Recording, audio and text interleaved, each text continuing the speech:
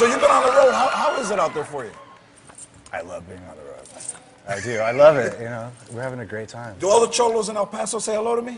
Well, in El Paso, okay, let me tell you what happens. When, you know, we're on tour with Ozzy, right? And in between Ozzy shows, we do our own shows.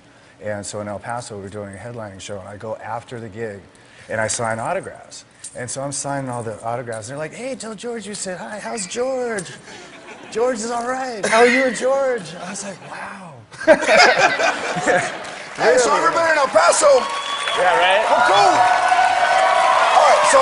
But it was very cool. It's nice, right? And I text you right after that. You did, because they know we're boys, man. And you watch the show on the tour bus every night, you were saying. Just about every single night. So that's very nice. Hey, and touring in Europe and all the stuff that you've done, have you ever, in the old days, have you ever gone to a place now and forgotten that you've been there before? The itinerary before you left, and then they just set you off running and you just go. Yeah. And you don't really think too much about where you're at, you know, for the most part. When you were in Australia, you remember being there? Yeah. When you were in Australia, you got in trouble for tweeting. If I bring you a script, will you do a movie about the chupacabra? Yeah, it's got to be a good script. All right, it's got to be a good script. And you're going to perform later. What are you going to perform? Well, after a lot of deliberation, we ended up with Brown Sugar by the Stones. Brown Sugar by the Rolling Stones.